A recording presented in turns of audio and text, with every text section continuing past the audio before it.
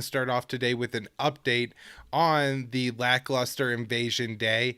And we now have Press Secretary Jen Psaki, a true believer, coming out for the Biden administration saying, well, it wasn't necessarily going to be the 16th, and we still think we're in the, window of a possible Russian invasion of Ukraine. But it does seem like that was a noticeable step back from how certain they appeared to be in the past that there was going to be a Russian invasion. So, I really didn't think that the invasion was going to come on the 16th, Connor. On the show, I think we've continued to, and this I think was kind of the nuance that me and Scott got into on the last show. That look, there is a potential military confrontation to come in Eastern Europe because of the expansionist, aggressive American and NATO policies. However, neither of us thought, and I still continue to think that that's really not imminent in the word of within the next 2 to 3 weeks or month.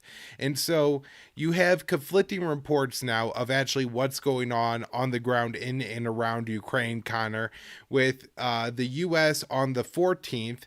This was Pentagon spokesperson John Kirby saying that, hey, look, we think that Russia is moving more troops into the region. And occasionally I'm seeing what I'm guessing are, different defense apparatuses, parts of the Pentagon, things like that, leaking various claims of some of these troop movements and satellite imagery to the media.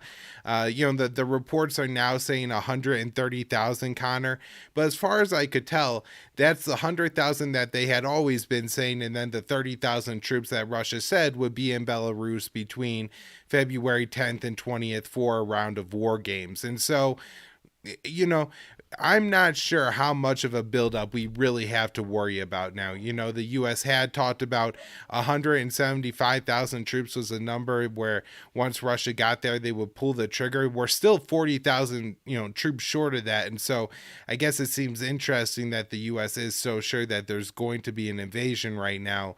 But Russia said yesterday, Connor, that they're actually going to be moving troops out of the Crimea region and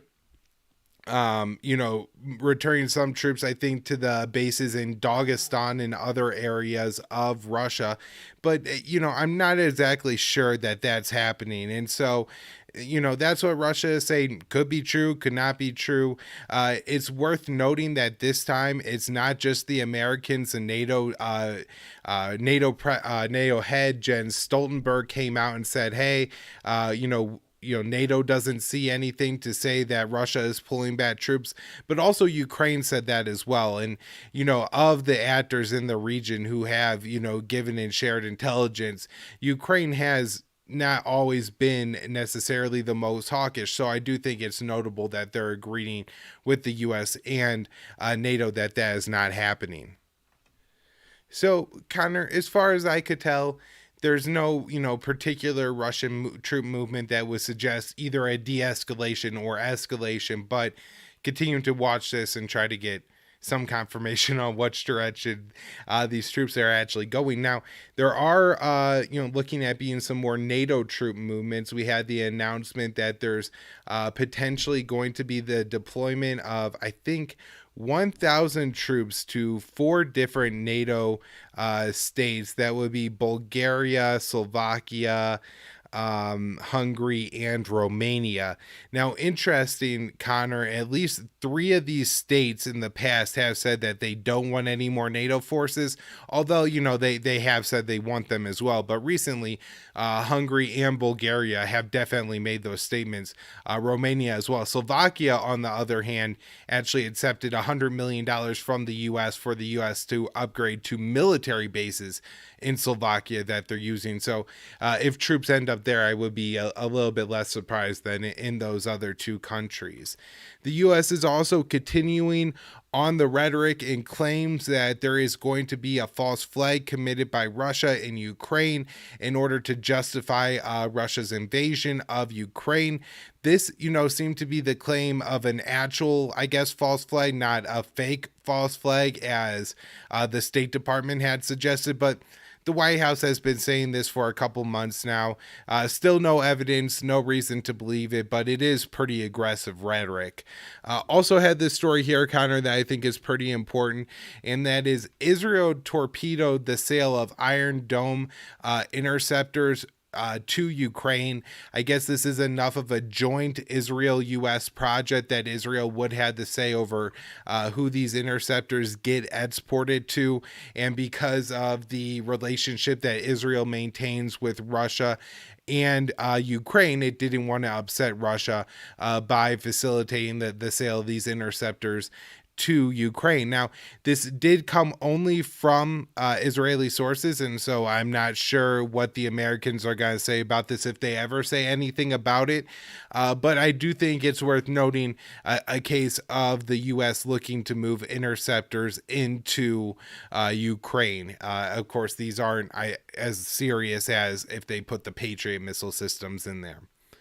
Now, one really important story that came out in the past couple of days, Connor, is that the sanctions package that NATO is putting together will not include cutting Russia off from SWIFT. And so that's the international banking system.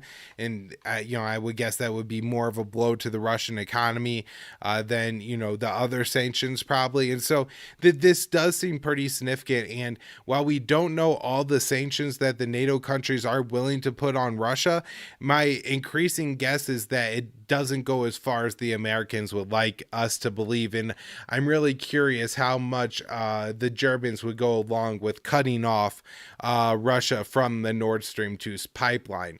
Now, speaking of that pipeline, there's been 2 new bills introduced in the House and the Senate by the Republicans, and these are Republican-only bills. There's been talk over the last probably 2 or 3 months now, Connor, maybe last month to 2 months, of a joint bill put together by the Foreign Affairs Committee, I think of the Senate, that would be Menendez and Risch and all those guys. That was going to be a pretty heavy sanctions bill targeting Russia, but there, I guess, is enough disagreements that wasn't getting done, or at least not fast enough. And so Republicans have introduced their own bill. And this bill does target the Nord Stream 2 pipeline. Apparently, they're looking at preventing any construction on the pipeline. Now, maybe that pipeline is completed, Connor. There are some reports of that. I'm not sure. I know it's not operating. And so I guess there are questions. And my other guess is that even if it was completed, it's going to need pretty standard and routine maintenance on different things. And so sanctions that target the construction center of the Nord Stream, and pipeline and all this could, I guess, maybe shut down maintenance on the pipeline and prevent it from, remaining operational. And then if Russia were to invade, it would impose direct sanctions on the Nord Stream 2 pipeline, which says that if Germany refuses to close it, we're going to sanction our NATO allies, the German economy. That's what they're talking about when they're talking about sanctioning the Nord Stream 2 pipeline. As I highlighted in my article for the Institute today, Connor, that I titled here, how much will Biden's Ukraine policy cost Americans?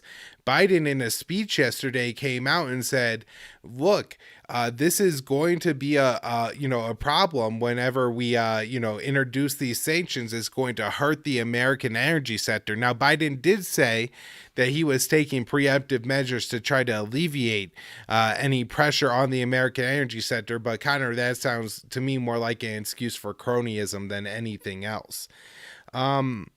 All right, now there is some diplomatic things going on that are important. The first is the Ukrainian ambassador to the UK made a statement that said Ukraine could be flexible on the issue of future NATO membership, but then that was walked back, and I believe not only by the ambassador but also by the leadership of the Ukrainian government. And I believe Zelensky said that's the president of Ukraine, that Ukraine still plans to join NATO. And so this is really important because a statement from Ukraine saying we no longer want to join NATO could be very key in relieving the tensions going on in Eastern Europe. Now, despite the fact that Americans are saying an invasion will happen, the Russian Foreign Minister Sergey Lavrov is pretty firm that diplomacy could still happen, and he is making public statements urging Putin to continue to go in the diplomatic direction. Putin, for his part, is saying that Russia doesn't want war and is looking to continue negotiations. One thing that I think is being left out of the entire mainstream conversation, I haven't heard this mentioned in any real mainstream articles, Connor, other than maybe one mention in a Newsweek piece, actually, was that Russia still hasn't returned the response to the proposal that the U.S. and NATO put towards the letter that Russia put out. And so my guess is that Russia will probably respond to that proposal before any kind of military conflict breaks out. Now, one important thing going on politically in Russia is that the Duma, that's the Russian legislator, passed a resolution of sorts. I guess it called on kind of Putin to at least weigh in on the possibility of recognizing the Donetsk and Luhansk regions of Ukraine as an independent Donbas state. I believe the Kremlin has come out and said that they're not going to do this, but there is an interesting article out today on Gilbert Datro's website where he lays out the case where, this could be a step that Putin takes that does show, some real step, but at the same time comes far short of anything that's going to require Russian troops or a conflict with Ukraine. So just a couple more stories, Connor, before I let you weigh in on the Russia issue. Russian bombers flew and challenged the U.S. occupied airspace in Syria. This was around the Deir al-Zor region of Syria along the Euphrates River. Apparently, it wasn't like a major issue that the Russian bombers and other cargo planes that flew into the issue were escorted away with a fighter jet from the U.S. and its anti-ISIS or anti-Iranian coalition partners that are in Syria. And then the last thing is, I probably should have mentioned this before, but Secretary of State Antony Blinken has warned Russia against recognizing the breakaway regions as independent from Ukraine, which, I'm not sure if that would be a short-term move by Russia, but I do think Gilbert Datro's piece is worth reading on why that could be something Russia will do. Going back to my article real quick, Connor, there was an announcement from an official announcement put into the Associated Press by the U.S. intelligence community that said the website Zero Hedge, which, I don't want to just crap on Zero Hedge or anything like that. They reprint a lot of important stuff there. At the same time, like anywhere, click on the links. You got to do a little bit of vetting, and I don't know, I do a lot more vetting while I'm on Zero Hedge than antiwar.com, but we all have our personal preferences and things like that. And they do reprint like David Stottman's Contra Corner, or they used to at least. So, there's a lot of good stuff on there. And the fact that the intelligence agency is telling the AP that the conservative financial news website with a significant American readership is amplifying Kremlin propaganda, it's extremely disturbing, Connor. And as I wrap up my piece here, I say the new White House effort for narrative control is eerily similar to George Bush dictating either you are with us or you are with the terrorists. If rhetoric is any indication, the fear of a Russian invasion will cost Americans a lot more than just tax dollars. And so, Connor, Invasion Day turned out to be a huge dud, but I will go ahead and let you weigh in and say what you want to say about what you think the current situation between the U.S. and Russia over Ukraine is. Yeah. First of all, I'll just say that the Zero Hedge thing is just ridiculous. And I think they said one of the reasons why they accused him is because they were printing articles from the Strategic Culture Foundation, which has previously been accused of being, a Russian propaganda outlet by the U.S. as well. And I mean, this is just more. I think that as we saw recently with Dave Smith on the Rogan podcast talking about Yemen, the people are hungry for independent media and people who tell them the truth about foreign policy, and it means a hell of a lot to people. And so, I mean, this is just a continuation. Like you actually said on the Action for Assange show last night, I believe, or you connected it to Proper Nut and what we saw in like early 2017 with the Hamilton 68 dashboard, where, if I remember correctly, they were naming sites like Consortium News and antiwar.com and the Ron Paul Institute as probably something not too dissimilar from amplifying Kremlin propaganda or something like that, or helping Trump or Hillary lose, let's say. But yeah, I mean, so that's pretty transparent. But I will say this about the Zelensky thing. Zelensky's been, the Ukrainians are obviously still seem to be a very moderating influence relatively to what they were previously all throughout last year, I'd say, for the most part. They turned around once they saw what this all did to their economy, driving their currency to its, lowest value in years. Since I believe 2015, when the worst part of the war was still going on in the wake of Victoria Nuland's coup. But when he qualified that statement, which I thought was really interesting, when the ambassador said that if it helps to reduce tensions or avoid a conflict, we don't have to necessarily join NATO, or we can rescind our desire. We don't really have to push that. When Zelensky came out, I believe it was in the press conference with Olaf Scholz recently. I think Dave quotes it in that one of those pieces that he said something along the lines of, well, it's kind of like a dream, I think he says, how far are we, really going to go with this? And the part I do remember him explicitly saying is that, and who's going to support us anyway? Which is very interesting that he said that alongside the new German chancellor, who, obviously the French and the Germans are against this and have been for more than a decade, since the Bush administration and the Bucharest summit. And then Olaf Scholz said that he goes, this isn't even on our agenda. So he goes, he kind of turned it around on the Russians a little bit. He goes, I don't know why they're making such a big stink, so to speak, about something that isn't even being considered at the moment. But that's another good signal to Putin and I think even Zelensky, because he kind of, especially after his joke about on the 16th, that, well, if that's when they're going to invade, it'll be a day of unity, and we'll just hoist up blue and yellow banners, and we'll show solidarity.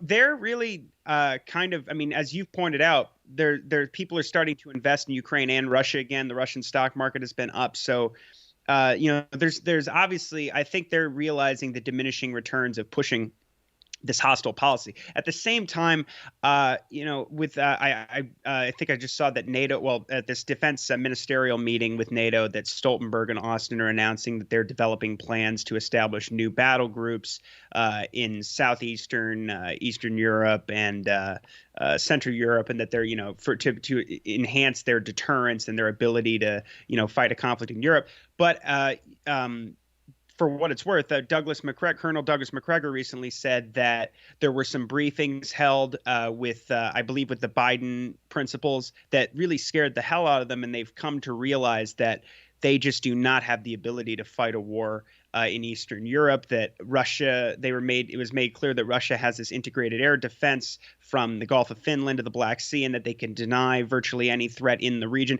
And we knew that it was, to some extent, when they brought the S-400s into the theater, that all this, what was going on all last year, because after the pandemic, NATO and the Russia hawks were all saying, I think in Stars and Stripes, that, because of, the pandemic and COVID, we weren't able to have as many warships in the Black Sea as we would have liked to. We only were there for 82 days out of the year, which would be akin to having Russian warships in the Gulf of Mexico for 82 days out of the year. But they were like, well, we would like to step that up. So they did 182 days last year with warships in the Black Sea. And obviously you had bombers and spy planes and all these, myriad drills, the biggest drills held since the Cold War, all throughout last year. So I think they jumped the shark, basically, because Putin at this point now has called their bluff to a large extent. And as you talked about with Scott, they're just sending these kind of token deployments, 1,000 troops here, 3,000 troops here, 1,000 troops there, and but it's a joke. I mean, it's on its face, it's a joke. It's not a real deterrent, and if anything, it's a way of gracefully, I think, backing down. Biden said I believe it was recently at the press conference that he made it clear that NATO and the U.S. don't have missiles. He's talking about what you've talked about, the Patriot missiles and the offensive strike weapons in Ukraine, and they have no intention of doing so. Now, he's saying that publicly, because previously it was more like Ray McGovern would do his Kremlinology and look at the statements from the Russians, where they would say, Biden made this clear on the December 30th phone call. But now that Biden is saying that publicly, I think that's, also a good sign. Putin saying that, there are, and Lavrov, that there are some substantive things we can discuss, particularly in the U.S. proposal or the response to our security proposals about missile placement, transparency, meaning like military exercises, and restoring the INF treaty. And that's what they're talking about most, I feel like, right now, from what I've seen. And so that's all to the good, but all this kind of NATO posturing, if they really do try and over time, build a significant deterrent, which, as McGregor points out, they really don't have in Europe. It would take them too long to move.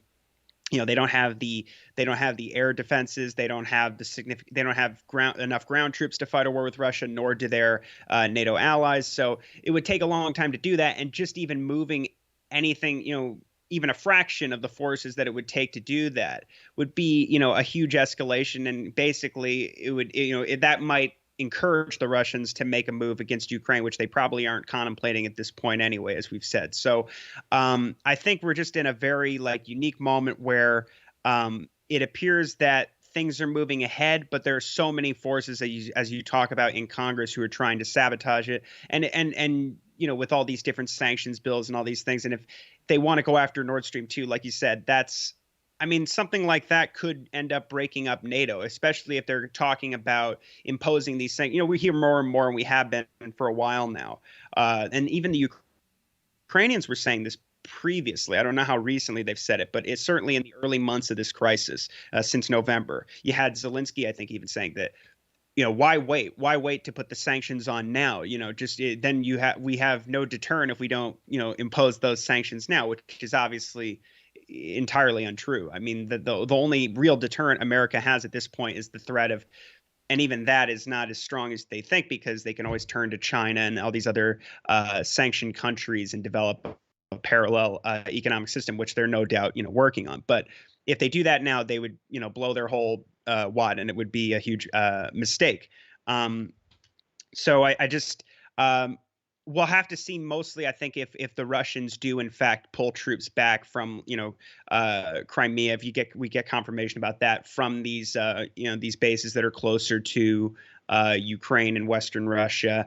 And what happens particularly after the Belarus drills. But I think that also domestically, this has been a huge mistake for the Biden administration, because they're going to get, if they do make the right decisions here in diplomacy with Russia and really do engage in substantive talks, you could see already that the Congress is going to try and subvert that. And the NATO establishment will as well, because it poses a threat. If Russia is no longer this horrible boogeyman that never attacked and that actually, engaged in these discussions to, embark on some serious arms control agreements and lead to peace. And if that pipeline does get waved through the regulatory approval process in Germany, you're going to start to see a real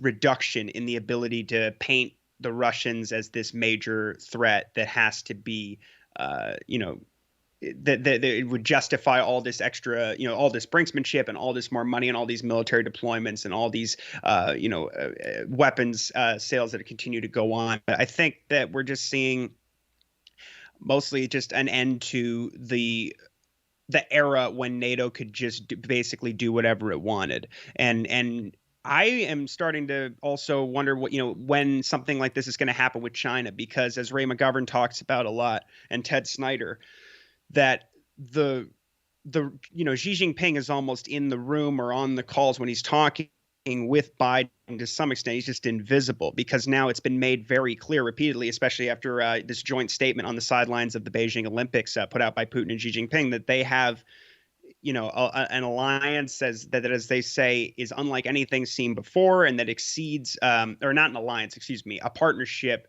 that exceeds an alliance in its effectiveness and closeness.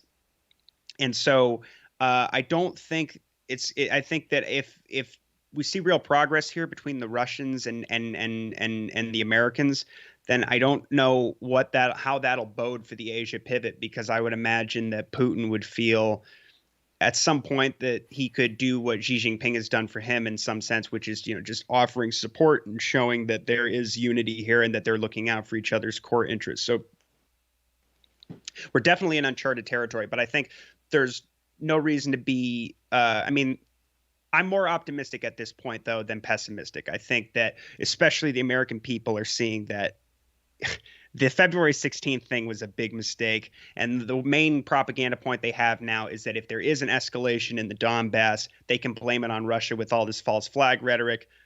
But even that is falling really, really flat. And if it doesn't happen, I don't think the Ukrainians, at least, Zelensky doesn't have an interest, I don't think, in starting a war. But that doesn't mean that some of the forces, they've got like 120,000 forces near the contact line, and most of them, as Sergey Lavrov has said, they're not under their control. So somebody could do something and it could cause a real conflict, and that might be exactly what NATO wants. It's probably exactly what Victoria Nuland and Jake Sullivan want. But I think that it's looking like there is a possibility here. And also the Russians just saying, like, no, we're not going to recognize the Lufthansa People's Republic and the Donetsk People's Republic, and we're going to pursue a real implementation of Minsk. And, even Blinken putting out that warning. Putin already said that he wasn't going to do that. And so it's looking to me like we are, for the most part, heading toward a reduction in tensions. But, obviously that could always change, especially when Stoltenberg and Austin are talking about, bolstering forces in all these areas especially on the Black Sea, which is, really a major part of what precipitated this crisis in the first place, is that they did that, and then Putin called their bluff here, and now we've gotten to a point where I just don't think that NATO can do they can't do their usual thing where they just threaten the Russians and see how far they can push it and sell weapons and go on to the next year and run all the same drills or more again the next year. I think that the era of that is all coming to an end, which I think is probably certainly a very good thing.